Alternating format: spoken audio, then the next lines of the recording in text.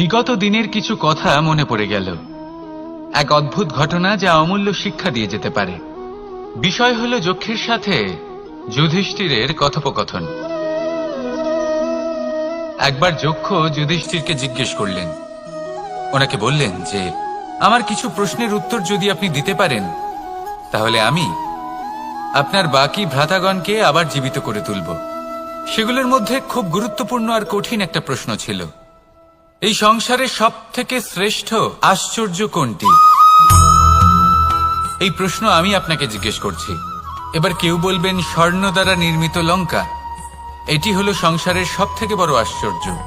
কেউ বলবেন বরফে ঢাকা সেই পর্বত যা আকাশ স্পর্শ করে। কেউ বলবেন সেই সমুদ্র যার গভীরতা মাপা অসম্ভব ব্যাপার। কেউ বলবেন সেই বায়ু যা আমরা দেখতে পাই না কিন্তু তা আমাদের জীবন দান করে। সংসারের সব থেকে বড় আশ্চর্য কি, সেই প্রশ্নের উত্তর যুধিষ্ঠির দিয়েছিলেন, আর তা ছিল শ্রেষ্ঠ উত্তর এবং উচিত। উনি বলেছিলেন যে সংসারে প্রতিদিন কোনো ব্যক্তি জন্ম লাভ করেন আর কোনো ব্যক্তি মৃত্যুও লাভ করেন। এবার এই কথাটা সবাই জানেন, সবাই বোঝেন যে যখন জন্মেছি তখন কোনো একদিন আমিও অবশ্যই মৃত্যু লাভ করব। এবার যখন এই কথা প্রত্যেকটা মানুষ জানেন, তখন কেন প্রত্যেক মানুষ এই চিন্তায় থাকেন, এই নিয়ে কষ্ট পান, এই নিয়ে ব্যাকুল হয়ে থাকেন যে উনি একদিন মৃত্যু লাভ করবেন?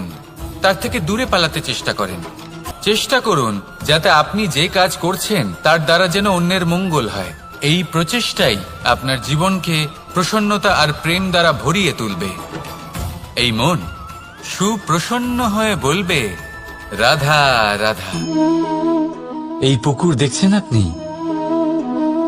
বাচ্চা, বৃদ্ধ, যুবক, যাকেই আমি জিজ্ঞেস করব এটা কি, সবার উত্তর সেই একই হবে। উত্তর তখনই বদলাবে যখন প্রশ্ন এটা হবে যে আপনি এই পুকুরে কি করতে চান। কেউ বলবে আমি এমনি এর পাড়ে বসে এই জল স্পর্শ করে ঠান্ডা হাওয়ার আনন্দ অনুভব করতে চাই। কেউ বলবে আমি এই পুকুরে সাঁতার কাটতে চাই। কেউ বলবে কাগজের নৌকা বানিয়ে আমি এতে ভাসিয়ে দিতে চাই। কেউ বলবে আমি মাছ ধরে নিজের জীবন যাপন করতে চাই, ইত্যাদি ইত্যাদি। আপনাকে একটা কথা বলে রাখি, আমাদের জীবনও এই পুকুরেরই মতন, একই রকম।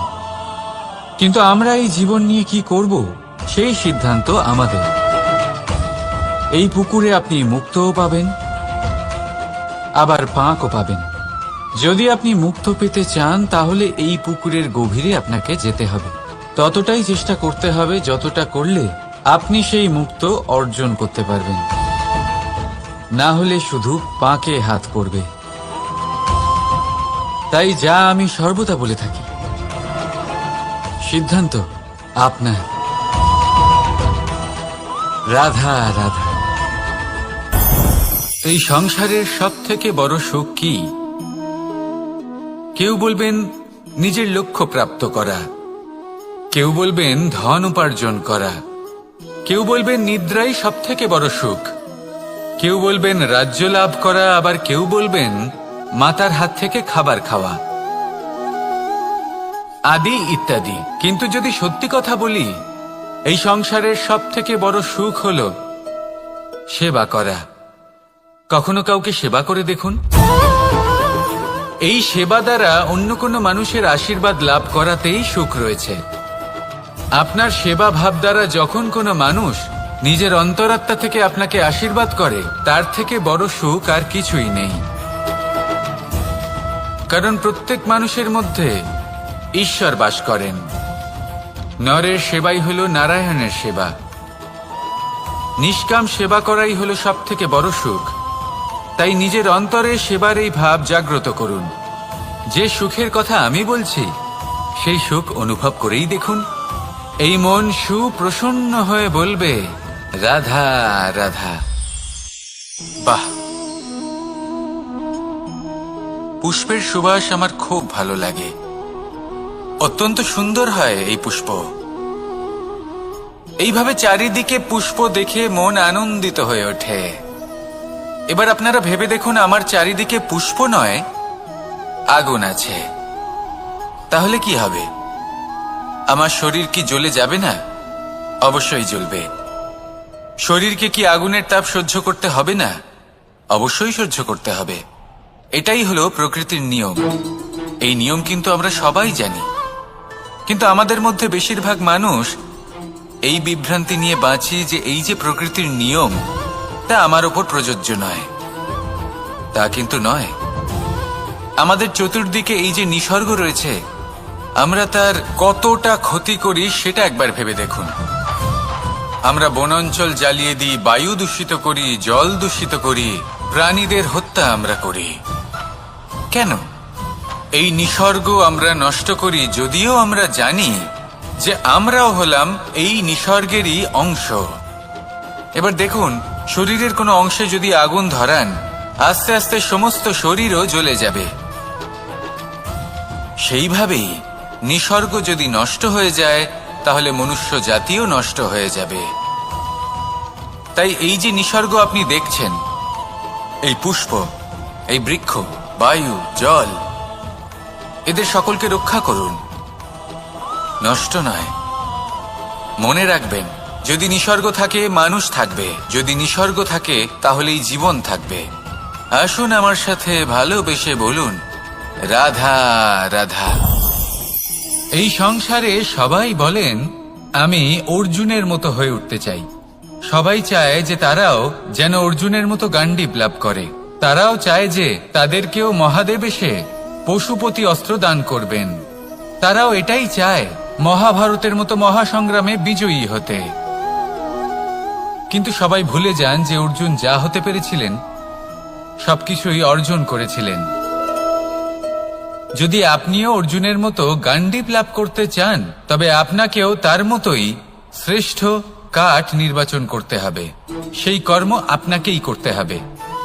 তার প্রত্যঞ্চা যাতে তীব্র হয়, তার জন্য আপনাকে সর্বশ্রেষ্ঠ দড়ি খুঁজে বের করতে হবে। আপনার বাণ যাতে ঘাতক হয়, সেই জন্য আপনাকে নতুন নতুন ধাতু খুঁজে বের করতে হবে। সেই শিক্ষা আপনাকে লাভ করতে হবে, তবেই আপনার ইচ্ছে পূর্ণ হবে। অর্জুন হওয়া বড়ই সরল, যদি আপনি কিভাবে অর্জন করতে হয় তা জানেন। শুধুমাত্র স্বপ্ন দেখেন যারা, তারা কখনোই অর্জন করতে পারবেন না। কিন্তু যদি কেউ অজ্ঞাতবাস ভোগ করতে পারে, যদি কেউ লাক্ষাগৃহ থেকে পালিয়ে বাঁচতে পারে, যদি কেউ কঠোর তপস্যা করতে পারে, প্রতীক্ষা করতে পারে এবং পরিশ্রম করতে পারে, তাহলে সে অর্জুন অবশ্যই হয়ে উঠবে। যদি আপনি অর্জুন হয়ে উঠতে চান, তাহলে কর্ম করতে শিখুন আর আমার সাথে ভালোবেসে বলুন, রাধা রাধা। জীবন থাকলে লক্ষ্য অবশ্যই থাকবে। যদি লক্ষ্য থাকে, তার পথ অবশ্যই থাকবে। যদি পথ থাকে,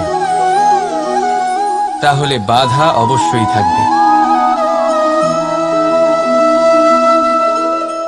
আর এর ওপরেই নির্ভর করে যে আমরা জীবনে সফল হব না অসফল, পুরস্কারের ভাগীদার হব নাকি তিরস্কারের। মনে করুন, আপনাকে একটা কাজ করতে হবে। আপনাকে পর্বতারোহণে প্রতিশোধ নয়, পরিবর্তন বাছুন। বদলা নয়, বদল বেছে নিন। আপনার বাধা আপনার বন্ধু হয়ে যাবে। রাধা রাধা। সমস্ত মানুষের জীবন কিছুটা সমান হয়। মানুষ জন্মগ্রহণ করে, তারপর চলতে শেখে, জীবনে এগিয়ে চলে, বার্ধক্য লাভ করে, তারপর সমাপ্ত হয়ে যায়। কিন্তু সেই ব্যক্তিরা কারা যারা প্রকৃত অর্থে মনুষ্য জীবন যাপন করেন? এনারা হলেন সেই ব্যক্তি যারা পড়ে গেলেও আবার উঠে দাঁড়ানোর চেষ্টা করেন, নিজের ভেঙে পড়া অস্তিত্বকে আগলে নিয়ে আবার একটা আকার দেওয়ার চেষ্টা করেন, ভগ্ন আশাকে আবার একটা নতুন দিশা দেন। অসফল হওয়ার পরেও থামেন না, আবার এগোতে থাকেন। অসফল হওয়ার পরে যদি আপনি থেমে যান, তাহলে সাফল্য আপনার সামনে অপেক্ষা করে, কিন্তু আপনি তা দেখতে পান না। তাই জীবনের সংঘর্ষে অংশগ্রহণ করতে শিখুন। জীবনের সংঘর্ষ থেকে পালাবেন না। আসুন আমার সাথে ভালোবেসে বলুন, রাধা রাধা। একবার একটা শেয়াল বনে বিচরণ করছিল। ও একটা ছোট্ট শাবক দেখতে পেল। ও ভাবলো, আজ একেই আমি খাবার হিসেবে গ্রহণ করব। আশেপাশে দেখলো কেউ দেখছে না তো, কেউ ছিল না। আর সেই শাবকের ওপর আক্রমণ করলো, যা হলো একটা ঘোর অপরাধ। বনের নিয়ম অনুসারে আপনি কখনোই শাবকের উপর আক্রমণ করতে পারেন না। তারপর এই খবরটা যখন রাজা সিংহ জানতে পারলেন, সভার আয়োজন করলেন। কিন্তু সেখানে শেয়াল বলল, আমি তো এরকম কিছু করিনি। কিন্তু যদি আপনি এরকম বলেন, কোনো প্রমাণ দিন, এর কোনো সাক্ষী আছে? তখন রাজা সিংহ পেঁচাকে ডেকে পাঠালেন, যে সেই মুহূর্তে বৃক্ষের শাখার ওপর বসেছিল। সে সব কিছু দেখেছিল। পেঁচা সব সত্যি কথা বলল, আর শেয়ালকে মৃত্যুদণ্ড দেয়া হলো। এবার এই কাহিনী আমি আপনাকে কেন শোনালাম? কারণ মানুষও কখনো কখনো এরকম কর্ম করেন যা শিয়াল করেছে। এটা ভাবেন কেউ দেখছে না, যখন আমি অনুচিত কর্ম করতেই পারি। কিন্তু না, আপনি যাই করুন না কেন, কেউ না কেউ অবশ্যই তা দেখছে। কোনো ব্যক্তি না হলেও কোনো প্রাণী, না হলে কোনো যক্ষ বা দেব বা প্রেত। যদি এনারা কেউ না দেখেন, তাহলে ধরিত্রী মাতা দেখেন, যেখানে দাঁড়িয়ে আপনি সেই কর্ম করছেন, তাই না? তাই একটা কথা সবসময় মনে রাখবেন, কে দেখছেন কে দেখছেন না সেই বিষয়ে ভাবা ছেড়ে দিন। এটা খুব সহজ কথা। আপনি যদি উচিত কর্ম করেন, উচিত ফল পাবেন। যদি অনুচিত কর্ম করেন, তাহলে আপনি অনুচিত ফল অবশ্যই পাবেন। সেই জন্য উচিত পথে চলতে থাকুন, উচিত কর্ম করতে থাকুন, আর আমার সাথে ভালোবেসে বলুন, রাধা রাধা। আপনি কখনো কোনো বাজকে নিজের বাসা বানাতে দেখেছেন? এই বাজ যখনই কোনো বাসা বানায়, তখন উঁচু গাছের ডালে বা কোনো পর্বতের শিখরে বাসা বানায়, অনেক উচ্চতায়। আর সেখানে তার সন্তানও জন্মগ্রহণ করে। যখন এই সন্তানেরা জন্মায়, তখন এই বাজ খুবই ভালোবেসে এবং খুব সাবধানে এদের পালন পোষণ করে। নিজের ঠোঁট দিয়ে তাদের ঠোঁটে খাবার পরিবেশন করে। কিন্তু যেই সেই সন্তানেরা হৃষ্টপুষ্ট হয়ে যায় এবং সেই কথা বাজ নিজে বুঝতে পেরে যায়, সেই বাজ নিজেই সেই বাসা ছিন্ন ভিন্ন করে দেয়। সেই সন্তান যাদের সবেমাত্র ডানা গজিয়েছে, কিভাবে উড়তে হয় তারা জানে না, সেই সন্তানগুলিকে উচ্চতা থেকে ঠেলে দেয়। সেই সন্তান প্রথমে ভয়ভীত হয়ে যায়। তারা সামনে মৃত্যুকে দেখতে পেয়ে ভয়ের কারণে তাদের ডানা ঝাপটাতে থাকে। আর সেই প্রক্রিয়াতেই সেই সন্তানগুলি উড়তে শুরু করে দেয়।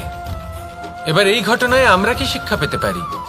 এটাই, যদি আপনি মাতা পিতা হন, তাহলে নিজের সন্তানকে অবশ্যই স্নেহ করুন, কিন্তু তাদেরকে নিজের আঁচলের তলায় বেঁধে রাখবেন না। যদি আপনি চান আপনার সন্তান জীবনে উন্নতি করুক, তাহলে নিজের মুঠো থেকে তাদের স্বতন্ত্র করে দিন। এই সংসারে সংঘর্ষ করতে দিন।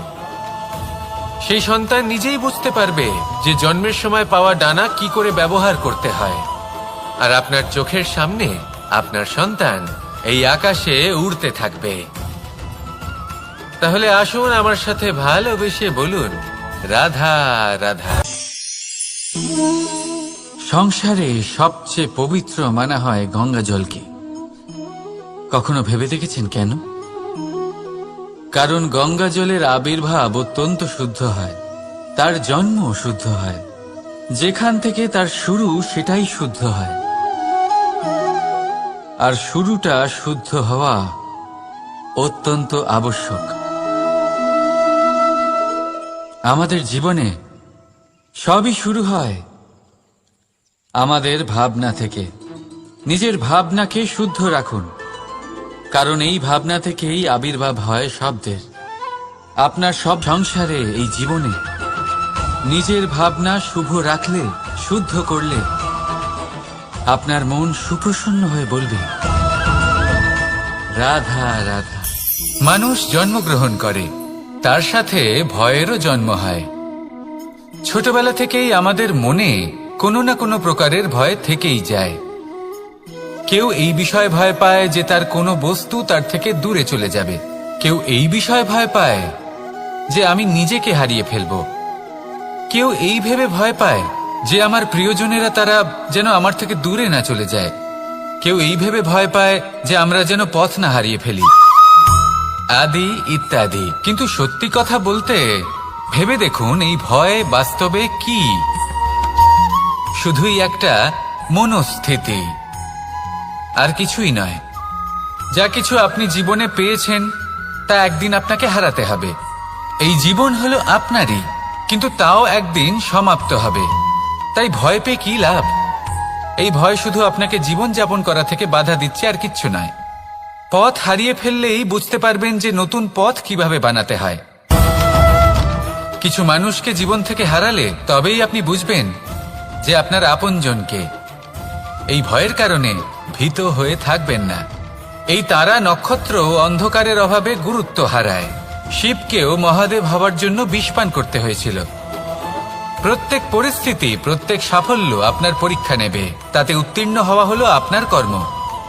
যখনই আপনি ভয় পাবেন বা সংকটের সম্মুখীন হবেন, তখন সাহসের সাথে তার সম্মুখীন হন। মনে রাখবেন, যে সম্মুখীন হতে জানে সাফল্য তার সাথে সবসময় থাকে। আসুন আর আমার সাথে ভালোবেসে বলুন, রাধা রাধা। আমাদের হাতটা দেখুন। এই হাতে 5টা আঙুল আছে, যা ভিন্ন ভিন্ন ধরনের। একরকম কেন নয়? কারণ হলো প্রত্যেকের নিজের নিজের গুরুত্ব আছে, নিজের নিজের মাহাত্ম্য আছে।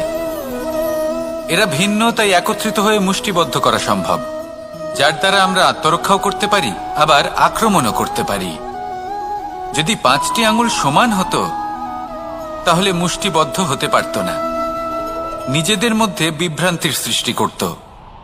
এবার এরকমই কিছু আমাদের সংসারেও হয়।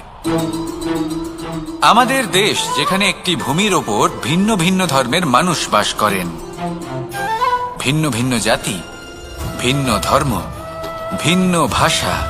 কিন্তু যদি আমরা এটা ভাবি যে কিভাবে এই দেশকে কল্যাণের পথে নিয়ে যাওয়া যায়, কিভাবে এর বিকাশ করা সম্ভব, তাহলে আমাদের একত্রিত হওয়া শিখতে হবে।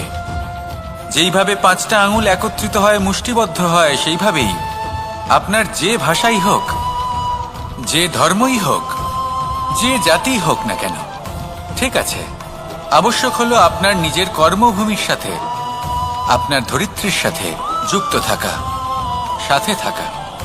তবেই দেশের উন্নয়ন সম্ভব। তবেই এই দেশ স্বতন্ত্র থাকবে, সফল হবে, আর এই মন প্রসন্ন হয়ে বলবে, রাধা রাধা।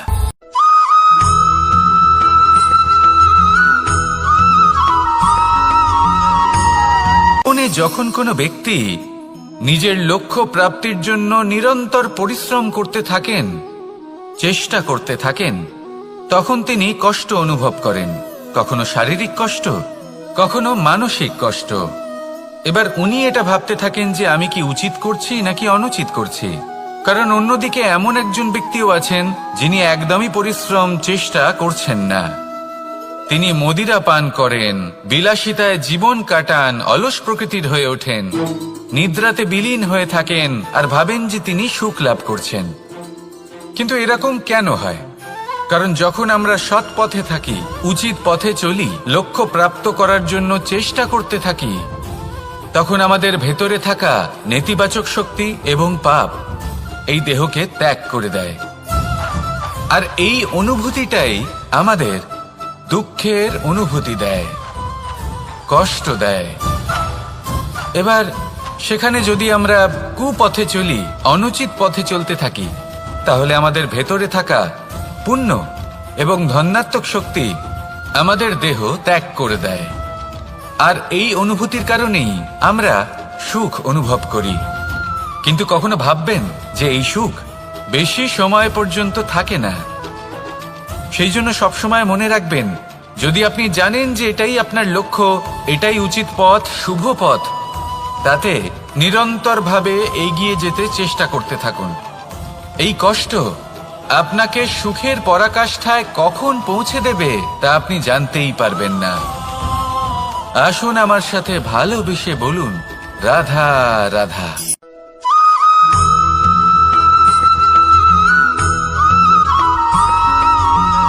মানুষের মানসিকতা এমন হয় যে সে যতটা করে আশা করে যে তার থেকে অনেক বেশি তার বদলে সে পাবে। দেখুন, সবকিছুই আপনার ভাবনা চিন্তার উপর নির্ভর করছে। আপনি যদি ফলের বিষয়ে ভেবে কর্ম করতে থাকেন তাহলে সেটা অনুচিত। জীবনের আসল আনন্দ হলো নিজের কর্ম করতে থাকা, ফলের চিন্তা করা উচিত নয়। যদি আপনি এরকম ভাবেন যে আমি এতটা করছি, আমার এতটা পাওয়া উচিত, সেই ভাবনা অনুচিত। যদি আপনি সেবার মানসিকতা নিয়ে কর্ম করতে থাকেন, কর্মচক্রে প্রবাহিত হন, যদি আপনি এমন ভাবনা রাখেন যে আমি এতটা পাচ্ছি তাই এর থেকে অনেক বেশি আমি কর্ম করব, তাহলে নিশ্চিত রূপে আপনি যতটা করছেন তার থেকে অনেক বেশি আপনি পাবেন। আপনার আশার থেকে অনেক বেশি আপনি পাবেন। শুধু জীবনে অনেক বেশি কাজ করতে থাকুন, ফলের চিন্তা করবেন না। আর মনে রাখবেন, এই ভাবনাই সব থেকে বড় বীজ। কর্মের উপর বিশ্বাস রাখুন। জীবনে যা যা আপনি চান সবই সুখময় হবে। আসুন আর আমার সাথে ভালোবেসে বলুন, রাধা রাধা।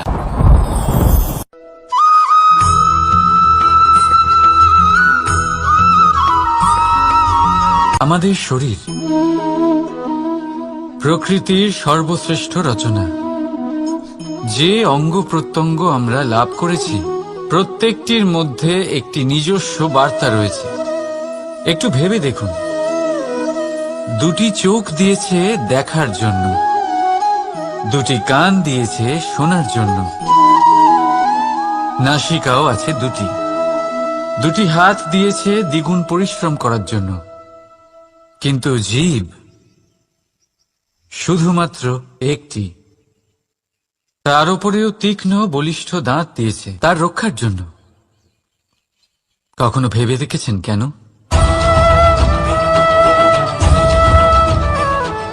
কারণ শব্দ আর শব্দের প্রয়োগ মানুষের সবচেয়ে বড় অস্ত্র, যার প্রয়োগ যত ভেবে চিন্তে করা যায় মানুষ তার জীবনে ততটাই উপরে উঠতে পারে। তাহলে মনে রাখুন, দেখুন, শুনুন আর বুঝুন বেশি, বলুন কম।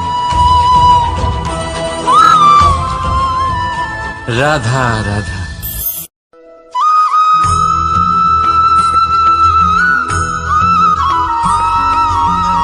এই সংসারে কোনো বস্তু হোক বা ব্যক্তি হোক, তার একার গুরুত্ব কিন্তু খুব বেশি নয়।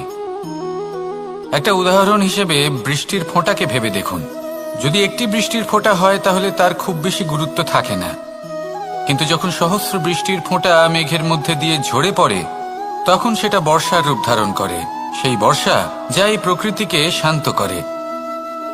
সেইভাবেই পাথরের ছোট টুকরো, তার খুব বেশি গুরুত্ব থাকে না, কিন্তু যখন অসংখ্য পাথরের টুকরো একত্রিত হয় তখন তা পর্বতের আকার ধারণ করে। সেইভাবেই কিছু মানুষ যখন একত্রিত হন তখন তৈরি হয় পরিবার, কিছু পরিবার যখন একত্রিত হয় তখন তৈরি হয় সমাজ, যখন অনেক সংখ্যক সমাজ একত্রিত হয় তখন তৈরি হয় রাজ্য। এবার এই রাজ্যের সব থেকে গুরুত্বপূর্ণ ব্যক্তি হতে পারেন রাজা, কিন্তু তাও সেই রাজা একা কিছু করতে পারেন না। যুদ্ধ লড়ার সময় তারও নিজের সৈন্যদলকে প্রয়োজন পড়ে। কিন্তু এই সংসারে এমন একজন ব্যক্তি আছেন যিনি একাই সব কাজ করতে থাকেন, এবং সেই ব্যক্তি হলেন মা। আমাদের জীবনে একজন পিতার ভূমিকা কিন্তু নিঃসন্দেহে অমূল্য, কিন্তু আমাদের সকলের জীবনে যে ভূমিকা একজন মায়ের তা অন্য কারোর থাকে না। একজন মা একাই সন্তানকে বড় করতে পারেন, সংস্কারী করে তুলতে পারেন, তার জন্য পরিশ্রম করেন। আর এত কিছু কাজ করার পরেও তার কাজের জন্য তিনি প্রশংসা অবশ্য পান না।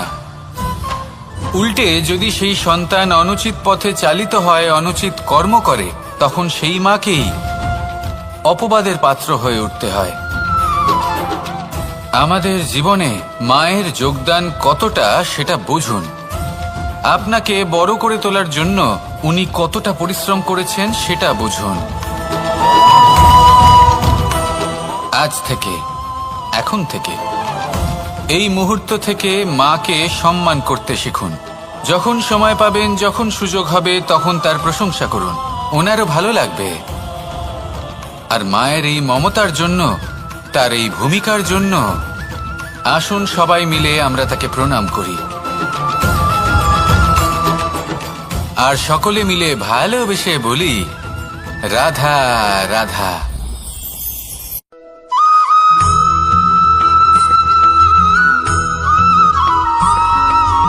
ফিরে আসছিলেন এবং তাদের ফেরার পথে হঠাৎ করে কোথাও থেকে একটি বাছুর চলে এলো। এই দুই বোন ভয়ভীত হয়ে গেলেন আর তাদের হাত থেকে সেই আটা পড়ে গেল, মাটিতে মিশে গেল। এবার এই পুরো ঘটনাক্রমে যদি কারোর বিন্দুমাত্র লাভ হয়ে থাকে, বিন্দুমাত্র আনন্দ পেয়ে থাকে, তাহলে সে কে? সেই ছোট বোন, যিনি মাঝে মাঝেই গমের দানা তুলছিলেন এবং খাচ্ছিলেন। কিছুটা হলেও উনি আনন্দ লাভ করেছিলেন। এবার এরকমই হলো আমাদের জীবনে ভক্তি এবং ভালোবাসা সংক্রান্ত বিষয়। মানুষ নিজের জীবনের দৈনিক কাজে এতটাই ব্যস্ত হয়ে পড়েন, প্রত্যেকদিন শুধু কাজ কাজ কাজ কাজ করতে থাকেন আর তাতে ভক্তি এবং ভালোবাসার জন্য সময় বার করতেই পারেন না। দেখুন, জীবনে ভক্তি আর প্রেমের এই যে ছোট ছোট মুহূর্ত আছে, এগুলো যদি আপনি যাপন করতে পারেন তাহলে তাতেই আপনি তৃপ্তি লাভ করবেন। বাকি সবই আপনার ব্যর্থ বলেই মনে হবে। জীবনে যখনই আপনি কোনো কাজ করবেন, ঈশ্বরের প্রতি সমর্পিত হয়ে সেই কাজ করুন। আর যখনই সময় পাবেন, তাহলে সেই সময় নিজের আপনজনদের দিন। যাদের আপনি ভালোবাসেন তাদের প্রতি যত্নবান হন, তাদের শুভাকাঙ্ক্ষী হন। এই প্রেম আর ভক্তির ছোট ছোট মুহূর্তগুলো আপনার জীবনকে চরিতার্থ করে তুলবে। আসুন আমার সাথে ভালোবেসে বলুন, রাধা রাধা।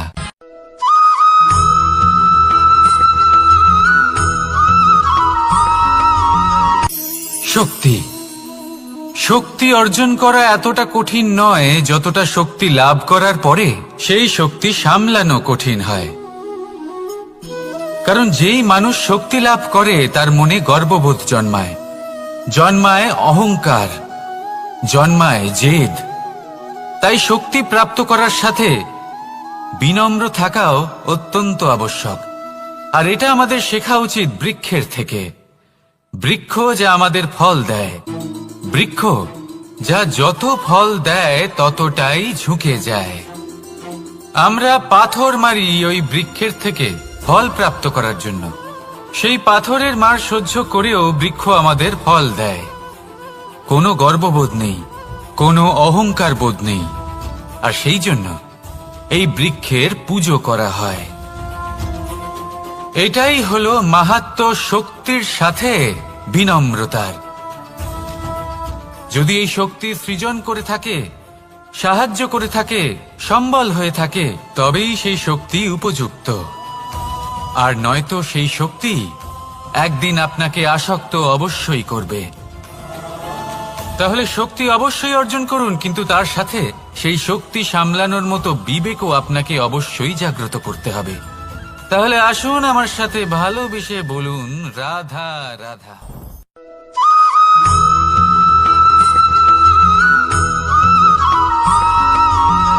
যখন আমরা কোনো বনে প্রবেশ করি, তখন এই সবুজ ঘাস দেখে, এই কোমল ঘাস দেখে আমাদের মন প্রফুল্ল হয়ে ওঠে। ভিন্ন ভিন্ন প্রজাতির ফুল, ভিন্ন ভিন্ন রঙের ফুল দেখে এই মন আনন্দে ভরে ওঠে। এখানে শিশুরা আনন্দ লাভ করে, বড়রা ভোজন গ্রহণ করেন, কথাবার্তা বলেন, হাঁটাহাঁটি করে বেড়ান। এবার ভেবে দেখুন, যখন এই উপবনের নির্মাণ হয়েছিল সেই সময় যদি এই মাটিকে সঠিকভাবে খনন না করা হতো, যদি তাতে সঠিকভাবে বীজ রোপণ না করা হতো, যদি কোনো সংঘর্ষ না হতো, পরিশ্রম না করা হতো, যদি চলতে চলতে পায়ে কাঁটা না বিঁধে যেত, তাহলে এই সুন্দর বন দেখে আমরা কি এই আনন্দ লাভ করতে পারতাম? কখনোই নয়। ধরুন কোনো নদীর তটে সুন্দর একটি বন আছে, সেই বনের আনন্দ লাভ করতে গেলে আপনাকে সেই নদী পার করতেই হবে। যদি সুখের নদীর কাছে পৌঁছতে চান, তাহলে তটে যে কাঁটা রয়েছে সেগুলোর সাথে সংঘর্ষ করতেই হবে। এই সংসারে যদি আপনি সুখ লাভ করতে চান, তাহলে সুখ লাভের এই যাত্রা শুরু করতে হবে সংঘর্ষ দ্বারা। তাহলে সংঘর্ষকে স্বাগত জানান, এর পেছনেই সুখ রয়েছে যা আপনার জন্য অপেক্ষা করছে। এবার হাসুন আর আমার সাথে ভালোবেসে বলুন, রাধা।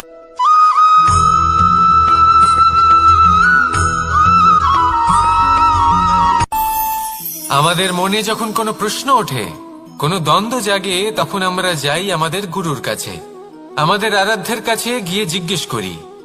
এইভাবেই একদিন আমি পৌঁছলাম আমার আরাধ্যের কাছে, আমার মহাদেবের কাছে, আর ওনাকে প্রশ্ন করলাম যে মহাদেব, জীবনে আনন্দ পাওয়ার, উৎসব পালনের, প্রেম ভাগ করে নেবার, জীবনকে উপভোগ করে নেওয়ার সর্বশ্রেষ্ঠ সময় কোনটা? মহাদেব হাসলেন আর উনি বললেন, জীবনে উৎসব পালনের সবথেকে শ্রেষ্ঠ দিন হল মৃত্যুর ঠিক আগের দিনটা। প্রেম ভাগ করে নেওয়ার সবথেকে শ্রেষ্ঠ মুহূর্ত হল মৃত্যুর ঠিক আগের মুহূর্ত।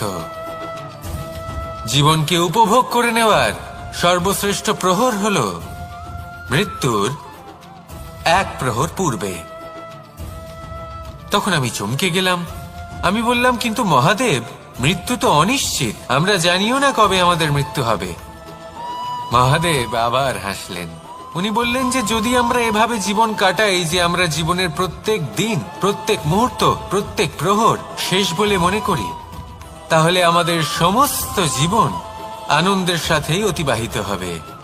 কি বলেন?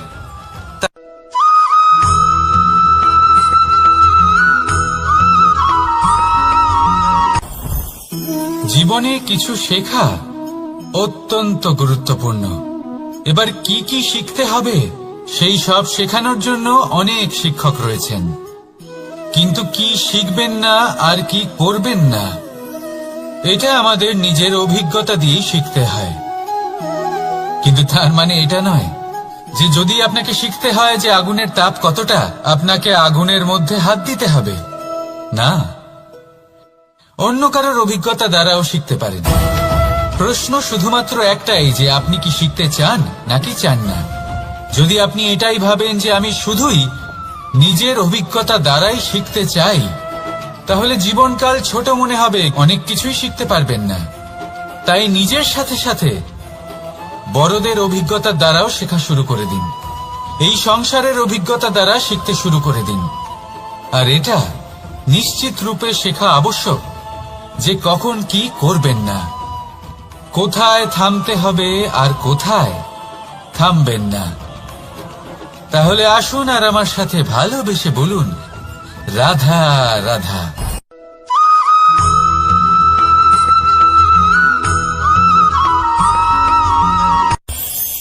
এই সংসারে আমরা প্রকাশ কোথা থেকে পাই? এর উত্তর বড়ই সরল। ভোরে যখন সূর্যোদয় হয় তখন প্রকাশের কিরণ আমাদের ঘরে এসে পৌঁছয়। এইভাবেই আমরা প্রকাশ লাভ করি। এবার এই প্রকাশের আলোতেই আমরা সারাদিনের কাজ সম্পন্ন করি। সন্ধে হয়ে যায়, সূর্যাস্ত হয়ে যায়, আর আমাদের ঘর যাতে অন্ধকার না হয় তার জন্য আমরা একটা প্রদীপ প্রজ্বলিত করি। এটাই ঘটে আমাদের জীবনেও। এবার প্রবাহমান আয়ুর সাথে আমরা আমাদের অন্তরে যদি একটা প্রদীপ প্রজ্বলিত করে নিই, তাহলে বিষয়টাই অন্যরকম হবে। এবার আপনি বলবেন, কোন প্রকাশের কথা বলছি যা আমাদের অন্তরে জাগ্রত করা সম্ভব? আমাদের আত্মার মাঝে প্রেমের প্রকাশ জাগ্রত করার কথা বলছি। কারণ আমাদের এই জীবন এও হলো দিনের আলোর মতো। আজ প্রকাশ আছে, কিন্তু কোনোদিন অবশ্যই অস্ত হবে। কিন্তু অস্ত হবার আগে যদি আমরা আমাদের আত্মার মাঝে প্রেমের এই প্রকাশ উজ্জ্বলিত করে নিই, তাহলে আমাদের সন্ধ্যাকালও আমরা আনন্দে এবং প্রেমে যাপন করব।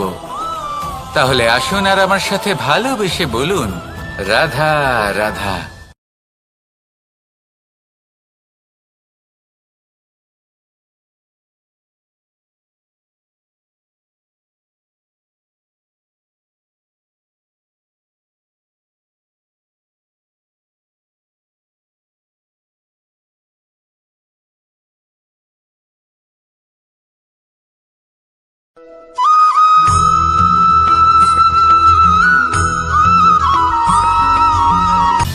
সময়, জীবন, কাল দেখতে গেলে এই তিনটি শব্দ একটি শব্দেরই সমার্থক শব্দ মনে হয়, কিন্তু এই শব্দগুলির অর্থ কি সমান? কখনোই নয়। হ্যাঁ, এই সময় চলতে থাকে, জীবন চলতে থাকে, কালচক্র চলতে থাকে। এই সময় কেটে যায়, কিন্তু এই জীবন একে যাপন করতে হয়। কি বলেন? এই জীবনে কিছু করুন বা কিছু না করুন, জীবন এমনি কেটে যাবে, আপনি জানতেও পারবেন না। কিন্তু সেটা আমাদের উদ্দেশ্য নয়, একে যাপন করতে হবে। এই জীবনে প্রেরণা পেতে শিখুন, প্রেরণা দিতে শিখুন, আহ্বান গ্রহণ করতে শিখুন, আহ্বান জানাতে শিখুন, মহান কাজ করতে শিখুন, ধন্যাত্মক বোধ জাগিয়ে তুলুন। জীবন অতিবাহিত করার অর্থ কি তা আপনি শিখে যাবেন। কারণ সময় কেটে যায়, সমস্ত যুগ কেটে যায়, কিন্তু জীবনের রীতি জীবন কাটিয়ে দেওয়া নয়, জীবন যাপন করা। এই জীবন সম্পূর্ণরূপে অনুভব করতে হবে, নতুন পথ বানাতে হবে। এবারে যদি এই জীবন বাঁচার সময় একবার ভেবে দেখুন, যদি মনে প্রেম থাকে, সদ্ভাবনা থাকে, তাহলে কি হবে? এই জীবনকে বাঁচার অনুভূতিটাই অন্যরকম হয়ে যাবে, একটা আনন্দময় অনুভূতি লাভ করবেন। তাহলে এটাই করুন, আর আমার সাথে ভালোবেসে বলুন, রাধা রাধা।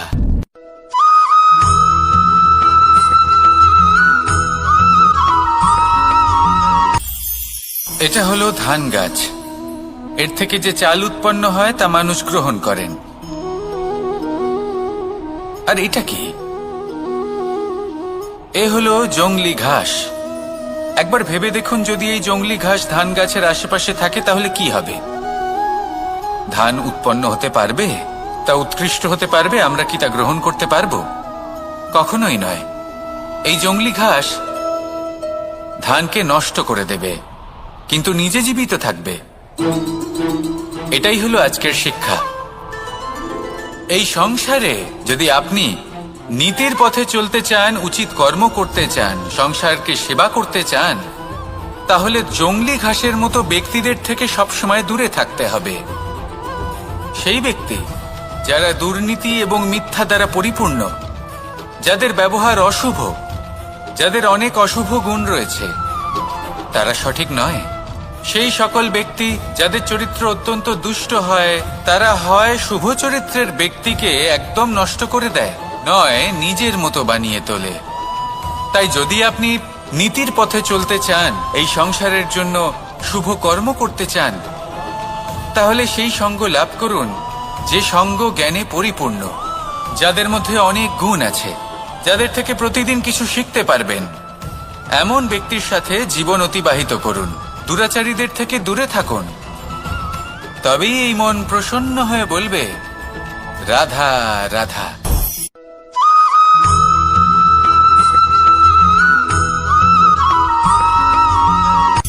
সূচের শেষে একটি ছিদ্র থাকে, যার দ্বারা আমরা এই সুতো পরাতে পারি, আর তারপর সূচের সাহায্যে এই সুতো দিয়ে বস্ত্র সেলাই করা যায়। কিন্তু যদি সুতোটা সোজা করে ধরা না হয়, তাহলে সূচে কখনো এই সুতো পরানোই সম্ভব নয়। যদি এতে কোনো গিঁট পড়ে, তখন তা কখনোই এই ছিদ্র দ্বারা প্রবেশ করা সম্ভব নয়। ঠিক এইভাবেই যদি আপনি কারোর জীবনে প্রবেশ করতে চান, কারোর অন্তরে প্রবেশ করতে চান, তাহলে আপনাকেও সহজ থাকতে হবে। এতে কোনো গিঁট থাকলে চলবে না, অর্থাৎ মনে যাতে কোনো মালিন্য না থাকে, যেন কোনো কুচিন্তা না থাকে। যদি এসব থাকে, তাহলে আপনি কখনো কারোর জীবনে প্রবেশ করতে পারবেন না। আর যদি কোনোভাবে আপনি প্রবেশ করেও যান, তাহলে তার মনে ঘর করতে পারবেন না। নিজেকে এই সুতোর মতন করে তুলুন, সহজ। মনে যেন কোনো কুচিন্তা না থাকে, সবার প্রতি যেন সদ্ভাবনা থাকে, শুভ চিন্তা থাকে। এমনটা করতে থাকুন। এমন একটা দিন আসবে যেদিন এই সমস্ত সংসারের ব্যক্তির মনে আপনি বাস করবেন, আর তখন এই মন প্রসন্ন হয়ে বলবে, রাধা রাধা।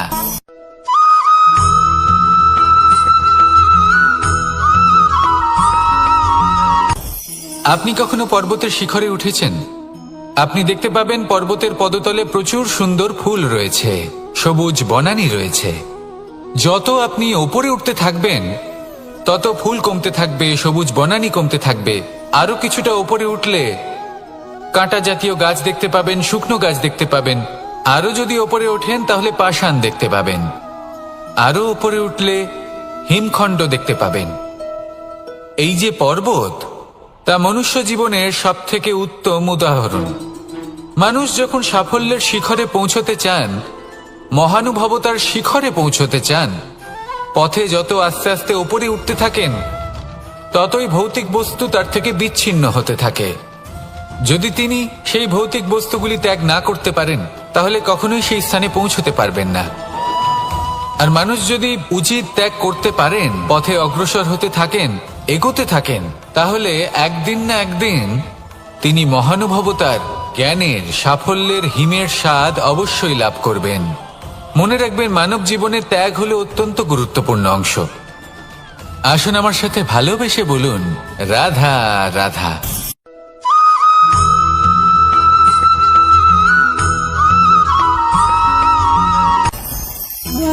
ভোজন। এবার ভোজন সংগ্রহ করার জন্য মানুষ কি না করেন, সব সময় চেষ্টা করতে থাকেন।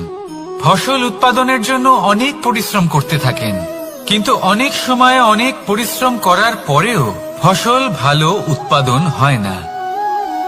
এর কারণ কি? কারণ হলো এটাই যে আপনি পরিশ্রম হয়তো অনেক করেছেন, কিন্তু আপনার নজর তো সেই বীজের দিকে ছিলই না যা আপনি রোপণ করেছেন। সেই জন্য সব সময় কোনো বীজ রোপণ করার আগে তাকে পরখ করে দেখুন, তা অত্যন্ত আবশ্যক।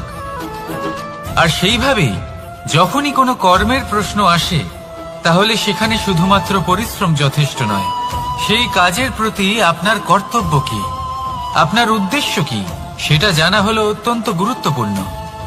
তাই কর্ম করুন, কিন্তু সেই কর্মের প্রতি আপনার যা উদ্দেশ্য তার মাহাত্ম্য বুঝতে চেষ্টা করুন। তাহলে আসুন আমার সাথে ভালোবেসে বলুন, রাধা রাধা।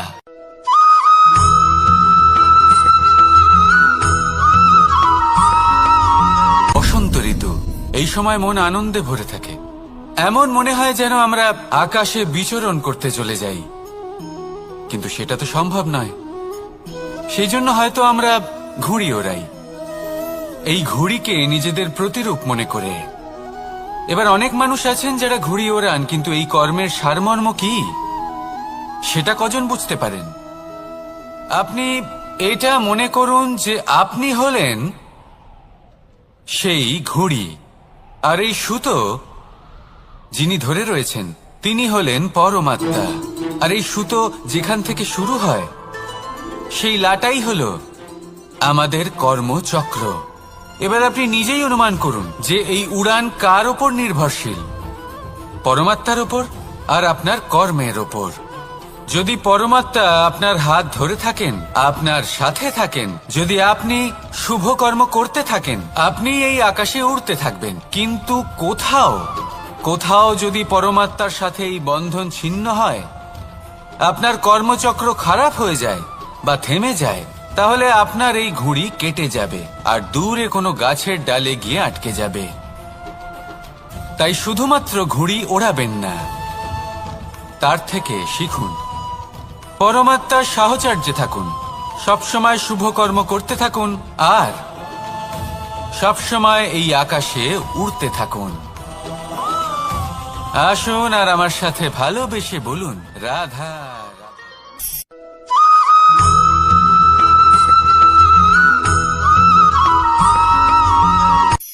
এই সংসারে সাফল্য লাভ করার জন্য জ্ঞানের প্রয়োজন হয়, পরিশ্রমের প্রয়োজন হয়, দৃঢ় নিষ্ঠার প্রয়োজন হয়, নিরন্তর চেষ্টা করা প্রয়োজনীয়।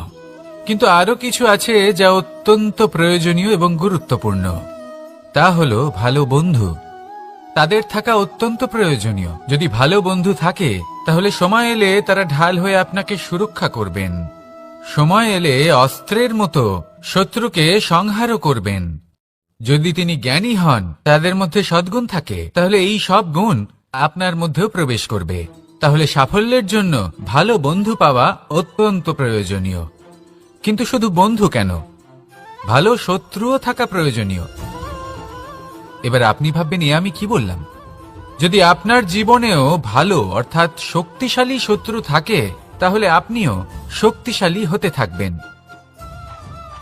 এই শত্রু আপনাকে প্রেরিত করবে আরো বেশি শক্তিশালী হয়ে ওঠার। কখনো কোনো হরিণকে দেখুন, তীব্র গতিতে দৌড়তে থাকে। কেন তীব্র গতিতে দৌড়য়?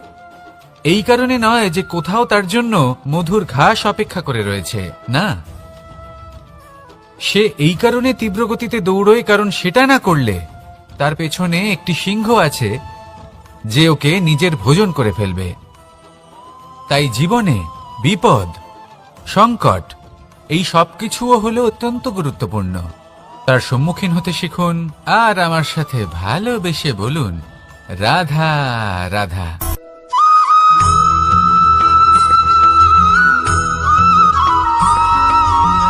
ভালো, শুধু ওনাদের কঠোর ব্যবহার দেখলে আমরা একটু ভয় পেয়ে যাই। এবার ওনাদের এই কঠোর ব্যবহার আমাদের ভালো না লাগলেও অত্যন্ত আবশ্যক, কারণ মাতার থেকে আমরা যে শক্তি লাভ করি তা যেন নিয়ন্ত্রণ হারিয়ে বিধ্বংসী না হয়ে ওঠে।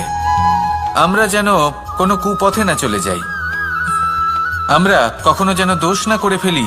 শুধু সেই জন্য পিতা এবং গুরু একটু কঠোর হয়ে ওঠেন, এবং ওনাদের এই কঠোর আচরণ ভবিষ্যতে গিয়ে আমরা অবশ্যই বুঝতে পারি। জীবনে কিছু বছর আমরা এগিয়ে যাই আর তারপর আমরা বুঝতে পারি যে বাবা এবং গুরু আমাদের যথেষ্ট ভালোবাসতেন, কিন্তু ওনাদের ভালোবাসার বহিঃপ্রকাশ আলাদা। প্রয়োজনীয় হলো এটা দেখার, এটা বোঝার যে শুরু থেকে আমাদের প্রতি ওনাদের আচরণ কেমন ছিল। ওনাদের কঠোর হওয়ার পেছনে ওনাদের ভালোবাসাটা বোঝার চেষ্টা করুন, ওনাদের চিন্তাটা বোঝার চেষ্টা করুন, ওনাদের পথপ্রদর্শনের আড়ালে আপনার ভবিষ্যতের জন্য যে পরিকল্পনা ওনারা করেছেন সেটা বোঝার চেষ্টা করুন। তখন আপনারা বুঝতে পারবেন ওনাদের ভালোবাসাকে। আপনার মনের মধ্যে আপনা থেকেই ওনাদের প্রতি সম্মান জেগে উঠবে। নিজের পিতা এবং নিজের গুরু এই দুজনের প্রতি কৃতজ্ঞতা প্রকাশ করুন আর আমার সাথে ভালোবেসে বলুন, রাধা রাধা।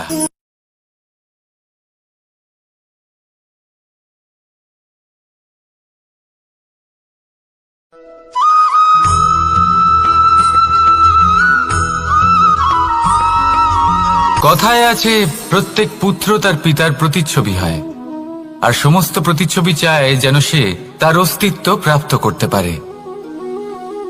পুত্র চায় সে যেন তার পিতার মতো হয়, বা কখনো কখনো তার থেকেও শ্রেষ্ঠ হয়। সেটা কোনো অনুচিত ব্যাপার নয়। অনুচিত তখন হয় যখন পুত্র নিজের পিতার মতো হবার স্বপ্ন পূরণ করতে গিয়ে বা তার থেকেও শ্রেষ্ঠ হওয়ার স্বপ্ন পূরণে অনুচিত পথের আশ্রয় নেয়। কারণ তারপরে সে তার পিতার গুণগুলি আত্মসাৎ করতে চায় না। সে শুধুই এটা চায় যে সংসারের চোখে যেন আমি শ্রেষ্ঠ প্রমাণিত হই। এটা অনুচিত। সংসারে এমন অনেক মানুষ আছেন যারা এই কারণে শ্রেষ্ঠ হওয়ার চেষ্টা করেন যাতে তার পরিবারের তার পিতার সম্মান বৃদ্ধি পায়। এমনও মানুষ থাকেন, আর এটাই হলো পার্থক্য উদ্দেশ্যের। মনে রাখবেন, যদি আপনার উদ্দেশ্য শুভ হয় তাহলে পথও শুভ হবে, যদি আপনার উদ্দেশ্য অশুভ হয় তাহলে পথও অশুভ হবে। তাহলে নিজের পিতার মতো হবার চেষ্টা অবশ্যই করুন, তার থেকেও শ্রেষ্ঠ হওয়ার চেষ্টা অবশ্যই করুন, কিন্তু মনে রাখবেন আপনার সংকল্প আর আপনার উদ্দেশ্য এই দুই শুভ হওয়া উচিত। তাহলে আসুন আর আমার সাথে ভালোবেসে বলুন, রাধা রাধা।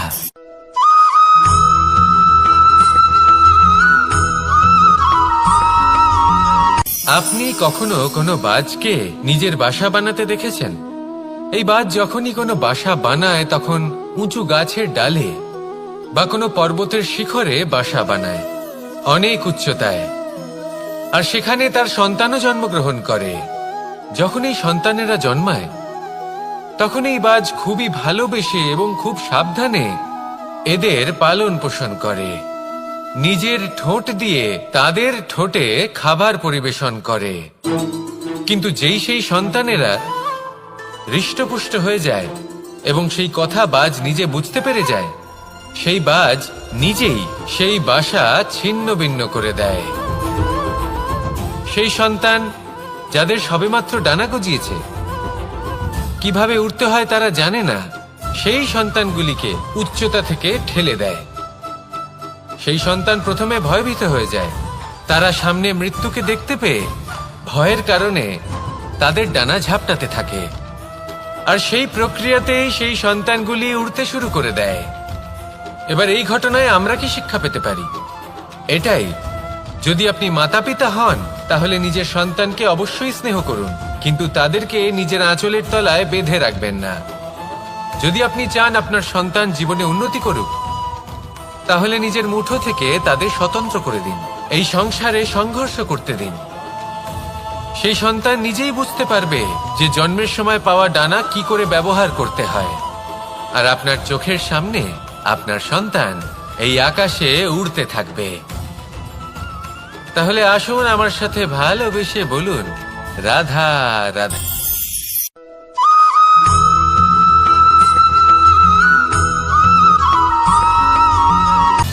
সময়, জীবন, কাল। দেখতে গেলে এই তিনটি শব্দ একটি শব্দেরই সমার্থক শব্দ মনে হয়, কিন্তু এই শব্দগুলির অর্থ কি সমান? কখনোই নয়। হ্যাঁ, এই সময় চলতে থাকে, জীবন চলতে থাকে, কালচক্র চলতে থাকে। এই সময় কেটে যায়, কিন্তু এই জীবন একে যাপন করতে হয়। কি বলেন? এই জীবনে কিছু করুন বা কিছু না করুন, জীবন এমনি কেটে যাবে, আপনি জানতেও পারবেন না। কিন্তু সেটা আমাদের উদ্দেশ্য নয়, একে যাপন করতে হবে। এই জীবনে প্রেরণা পেতে শিখুন, প্রেরণা দিতে শিখুন, আহ্বান গ্রহণ করতে শিখুন, আহ্বান জানাতে শিখুন, মহান কাজ করতে শিখুন, ধন্যাত্মক বোধ জাগিয়ে তুলুন। জীবন অতিবাহিত করার অর্থ কি তা আপনি শিখে যাবেন। কারণ সময় কেটে যায়, সমস্ত যুগ কেটে যায়, কিন্তু জীবনের রীতি জীবন কাটিয়ে দেওয়া নয়, জীবন যাপন করা। এই জীবন সম্পূর্ণরূপে অনুভব করতে হবে, নতুন পথ বানাতে হবে। এবারে যদি এই জীবন বাঁচার সময় একবার ভেবে দেখুন, যদি মনে প্রেম থাকে, সদ্ভাবনা থাকে, তাহলে কি হবে? এই জীবনকে বাঁচার অনুভূতিটাই অন্যরকম হয়ে যাবে, একটা আনন্দময় অনুভূতি লাভ করবেন। তাহলে এটাই করুন, আর আমার সাথে ভালোবেসে বলুন, রাধা রাধা।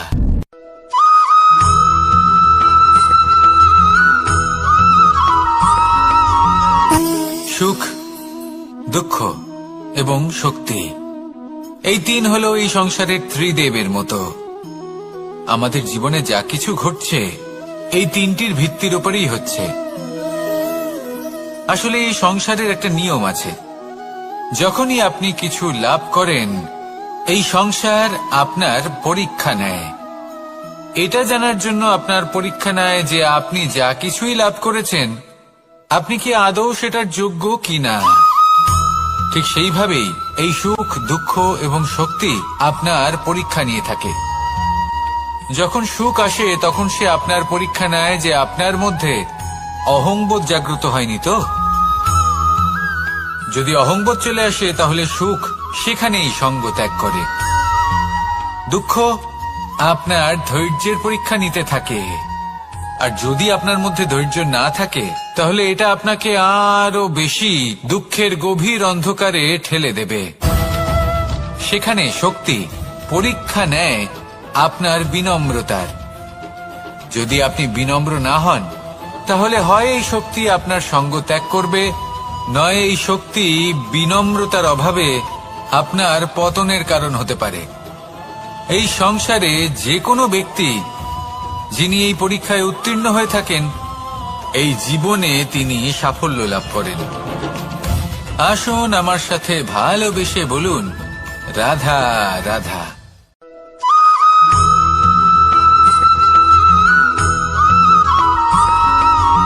কখনো কখনো আমরা ভাবি যে কোনো ব্যক্তি যিনি ধর্মের পথে চলেছেন যদি তার দ্বারা কোনো ভুল হয়ে থাকে তাহলে নিয়তি তাকে সেই মুহূর্তেই কঠোর শাস্তি দেন।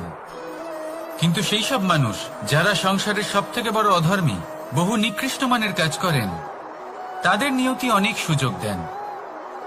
তাদের নিয়তি এরকম কঠোর প্রহার করেন না। এই ভাবনা কখনো না কখনো মনে আসেই। ভেবে দেখুন কেন? আসলে জীবনকে বেশিরভাগ মানুষ একভাবেই দেখে থাকেন, বিভিন্ন স্তরে একে দেখা উচিত। এবার আপনি বলুন, এই সংসারে কোনো অধর্মী কখনো প্রেরণার উৎস হতে পারেন? কখনোই নয়। যে মানুষ নিজের আত্মাকে মলিন করে ফেলেছেন, তিনি এই সংসারকে কিভাবে প্রেরণা যোগাবেন? উনি নিজেই বুঝতে পারেন না কোনটা করা উচিত, ধর্ম কোনটা। তাই নিয়তি তাকে একটা সুযোগ দেন, এটা বোঝার সুযোগ দেন যে কোনটা উচিত, কোনটা ধর্ম। সুযোগ দেন নিজের বিবেক জাগিয়ে তোলার, তাকে সুযোগ দেন নিজের অন্তরাত্মার ডাক শোনার। যখন তাতেও কাজ হয় না, তখন নিয়তির কাছে একটাই পথ বাকি থাকে, আর তা হল মহাবিনাশ। মহাবিনাশ হয়তো দেরিতেই আসতে পারে, কিন্তু তা অবশ্যই আসবে। আর যখন মহাবিনাশ আসে, তখন মহাবিনাশের যন্ত্রণা সমগ্র মানব জীবনের যন্ত্রণার থেকে অনেক বেশি হয়। এই কথাটা সবসময় মনে রাখবেন। আর অন্যদিকে যে মানুষ ধর্মের পথে চলছেন, তার দ্বারা যদি কোনো ভুল হয়ে থাকে, তখন নিয়তি তার পরীক্ষা নেন। কিছুক্ষণের জন্য মানুষের মনে হতে পারে নিয়তি তাকে কঠোর শাস্তি দিয়েছেন।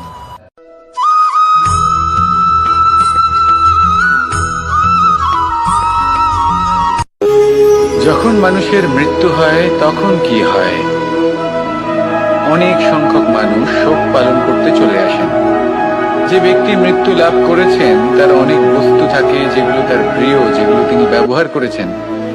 তার শয্যা, তার বস্ত্র, তার আভূষণ সবকিছু তার থেকে বিচ্ছিন্ন করা হয় এবং খালি হাতে তাকে শ্মশানের উদ্দেশ্যে রওনা করা হয়।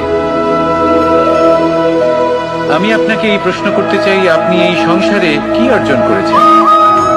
ধন সম্পত্তি, বস্ত্র, আভূষণ, এই সবকিছু যে আপনি অর্জন করেছেন, আপনার মৃত্যুর পরে তা আপনার থেকে দূর হয়ে যাবে। এর উত্তর হলো একটাই, আপনার কর্ম। শুধু সেটাই আছে যা একান্ত আপনার, আর শুধু সেটাই এই সংসার থেকে চলে যাওয়ার পরেও সংসারেই জীবিত থাকবে। যদি আপনি দুষ্কর্ম করেন, তাহলে এই সংসার আপনাকে একটি অনুচিত উদাহরণ হিসেবে মনে রাখবে যে এই ব্যক্তি খুব পাপী ছিল, অনুচিত কর্ম করতেন। যে পথে তিনি চলেছেন, সেই পথে কারোর চলা উচিত নয়। সেখানেই যদি আপনি সৎকর্ম করেন, তাহলে সংসার চিরকাল এটাই বলবে যে খুব ভালো মানুষ ছিলেন, সবাইকে ভালোবাসতেন, সবাইকে সাহায্য করতেন, আমার খুব প্রিয় মানুষ ছিলেন। এটাই হলো শ্রেষ্ঠ কর্ম। সেই জন্য জীবনে শুধুমাত্র ধন সম্পত্তি, আভূষণ এই সব অর্জন করতে গিয়ে নিজের মনোনিবেশ করবেন না।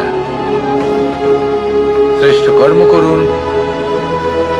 সংসার থেকে চলে যাওয়ার পরেও এই কর্মই এই সংসারে আপনাকে জীবিত রাখবে। আসুন আমার সাথে ভালোবেসে বলুন, রাধা রাধা।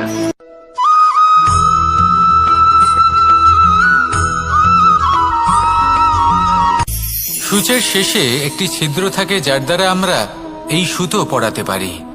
আর তারপর সূচের সাহায্যে এই সুতো দিয়ে বস্ত্র সেলাই করা যায়। কিন্তু যদি সুতোটা সোজা করে ধরা না হয়, তাহলে সূচে কখনো এই সুতো পরানোই সম্ভব নয়। যদি এতে কোনো গিঁট পড়ে, তখন তা কখনোই এই ছিদ্র দ্বারা প্রবেশ করা সম্ভব নয়। ঠিক এইভাবেই যদি আপনি কারোর জীবনে প্রবেশ করতে চান, কারোর অন্তরে প্রবেশ করতে চান, তাহলে আপনাকেও সহজ থাকতে হবে। এতে কোনো গিঁট থাকলে চলবে না, অর্থাৎ মনে যাতে কোনো মালিন্য না থাকে, যেন কোনো কুচিন্তা না থাকে। যদি এসব থাকে, তাহলে আপনি কখনো কারোর জীবনে প্রবেশ করতে পারবেন না। আর যদি কোনোভাবে আপনি প্রবেশ করেও যান, তাহলে তার মনে ঘর করতে পারবেন না। নিজেকে এই সুতোর মতন করে তুলুন, সহজ। মনে যেন কোনো কুচিন্তা না থাকে, সবার প্রতি যেন সদ্ভাবনা থাকে, শুভ চিন্তা থাকে। এমনটা করতে থাকুন। এমন একটা দিন আসবে যেদিন এই সমস্ত সংসারের ব্যক্তির মনে আপনি বাস করবেন, আর তখন এই মন প্রসন্ন হয়ে বলবে, রাধা রাধা।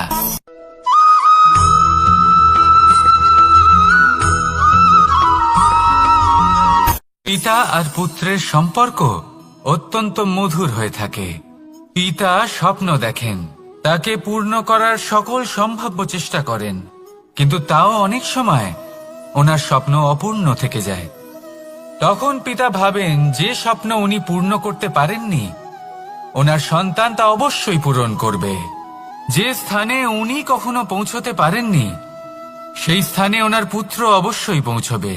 পিতা নিজের সন্তানের ভবিষ্যৎ নিয়ে সেই স্বপ্ন দেখেন, আর যখন সেই সন্তান সামনে এগোতে থাকে তখন তার দুঃখ হয় না, বরং গর্ব হয়। ওনার ভালো লাগে এটা দেখে যে ওনার সন্তান অনেক উন্নতি করছে। কিন্তু যখন সন্তান নিজের অভিভাবকের শক্তি দেখে, তার যশ দেখে হিংসা করতে থাকে, সমস্যা সেইখানেই শুরু হয়। সেই জন্য সকল সন্তানকে এটা মনে রাখতে হবে, দেখুন, পুত্র হবার সুবাদে, এক সন্তান হবার সুবাদে এটা হলো আপনার অধিকার যে আপনি আপনার পিতার থেকে বেশি উন্নতি করবেন। আপনার পিতাও এটাই চান, কিন্তু সুস্থভাবে এটা করুন। একটা রেখা টেনে নিন যাতে আপনি তাতে এগোতে পারেন আর আপনার পিতার তাতে গর্ববোধ হয়, আর সেই বিষয়ে দুঃখ না হয় যে আমার সন্তান আমাকেই ছোট করার চেষ্টা করছে। ইতিহাস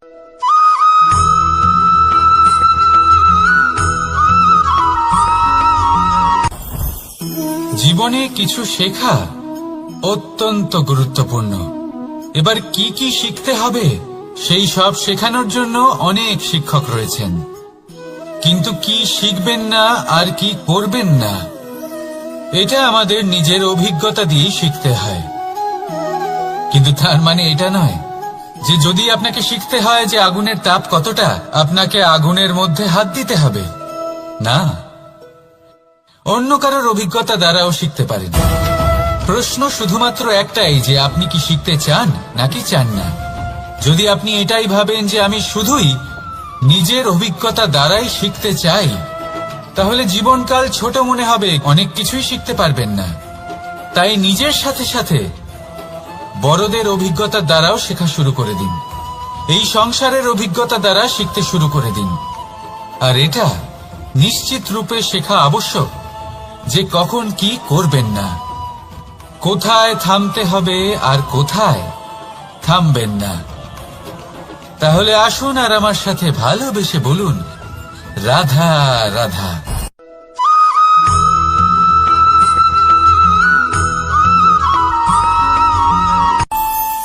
আমাদের মনে যখন কোনো প্রশ্ন ওঠে, কোনো দ্বন্দ্ব জাগে, তখন আমরা যাই আমাদের গুরুর কাছে, আমাদের আরাধ্যের কাছে গিয়ে জিজ্ঞেস করি। এইভাবেই একদিন আমি পৌঁছলাম আমার আরাধ্যের কাছে, আমার মহাদেবের কাছে, আর ওনাকে প্রশ্ন করলাম যে মহাদেব, জীবনে আনন্দ পাওয়ার, উৎসব পালনের, প্রেম ভাগ করে নেবার, জীবনকে উপভোগ করে নেওয়ার সর্বশ্রেষ্ঠ সময় কোনটা? মহাদেব হাসলেন আর উনি বললেন, জীবনে উৎসব পালনের সবথেকে শ্রেষ্ঠ দিন হল মৃত্যুর ঠিক আগের দিনটা। প্রেম ভাগ করে নেওয়ার সবথেকে শ্রেষ্ঠ মুহূর্ত হল মৃত্যুর ঠিক আগের মুহূর্ত। জীবনকে উপভোগ করে নেওয়ার সর্বশ্রেষ্ঠ প্রহর হল মৃত্যুর এক প্রহর পূর্বে। তখন আমি চমকে গেলাম। আমি বললাম, কিন্তু মহাদেব, মৃত্যু তো অনিশ্চিত, আমরা জানিও না কবে আমাদের মৃত্যু হবে। মহাদেব আবার হাসলেন। উনি বললেন যে যদি আমরা এভাবে জীবন কাটাই যে আমরা জীবনের প্রত্যেক দিন, প্রত্যেক মুহূর্ত, প্রত্যেক প্রহর শেষ বলে মনে করি, তাহলে আমাদের সমস্ত জীবন আনন্দের সাথেই অতিবাহিত হবে। কি বলেন?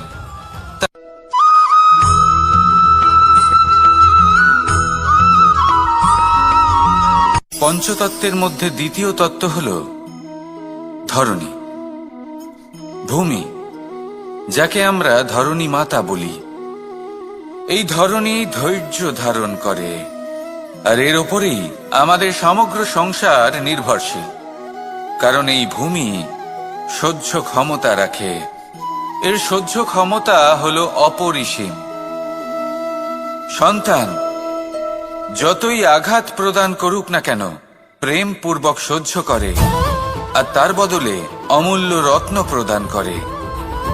সন্তান যদি হাল চালায়, তাহলে তার বদলে তাকে অন্ন প্রদান করে। এটাই হলো ধরনী। এবার এর থেকে আমরা কি শিক্ষা পেতে পারি? এটাই যে কারোর জন্য কিছু করা বা কাউকে কিছু দেওয়া মনে কোনো কামনা ছাড়াই।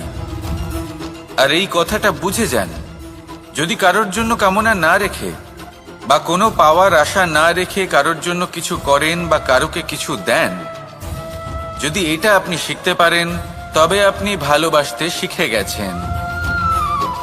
আর সেই জন্যই এই ধরিত্রীকে মাতা বলা হয়। কারণ মাতা শুধু উনি নন যিনি গর্ভে সন্তানকে ধারণ করেন, মাতা তো উনিও যিনি জীবন বাঁচতে শেখান, যিনি জীবন বাঁচার উদাহরণ প্রদান করেন। তাহলে ধরণীর থেকে এই নিঃস্বার্থ ভাব শিখুন, নিঃস্বার্থ ভালোবাসা শিখুন, আর এই ভালোবাসার সাথেই বলুন রাধা রাধা।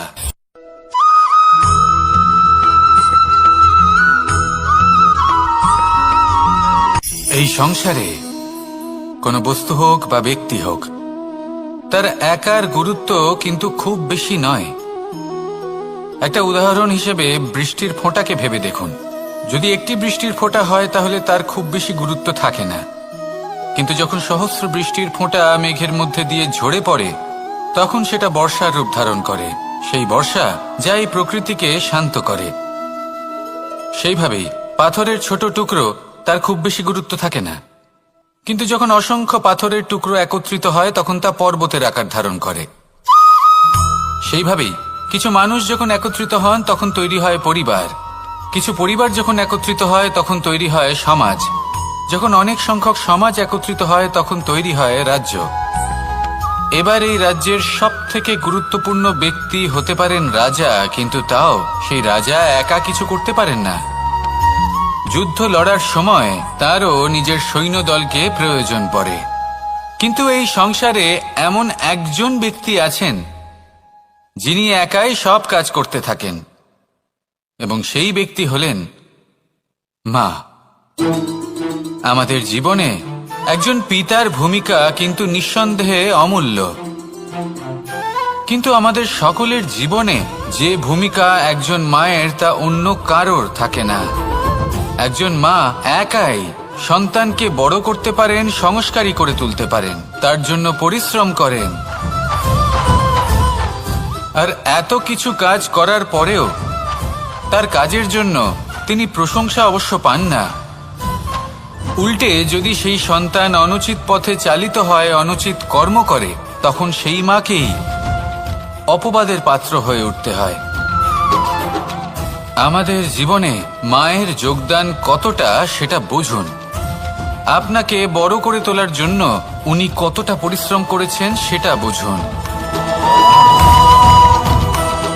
আজ থেকে, এখন থেকে, এই মুহূর্ত থেকে মাকে সম্মান করতে শিখুন। যখন সময় পাবেন, যখন সুযোগ হবে, তখন তার প্রশংসা করুন, ওনারও ভালো লাগবে। আর মায়ের এই মমতার জন্য, তার এই ভূমিকার জন্য আসুন সবাই মিলে আমরা তাকে প্রণাম করি, আর সকলে মিলে ভালোবেসে বলি রাধা রাধা।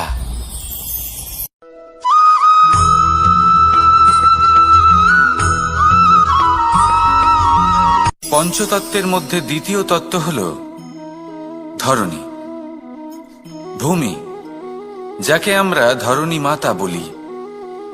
এই ধরণী ধৈর্য ধারণ করে, আর এর ওপরেই আমাদের সমগ্র সংসার নির্ভরশীল।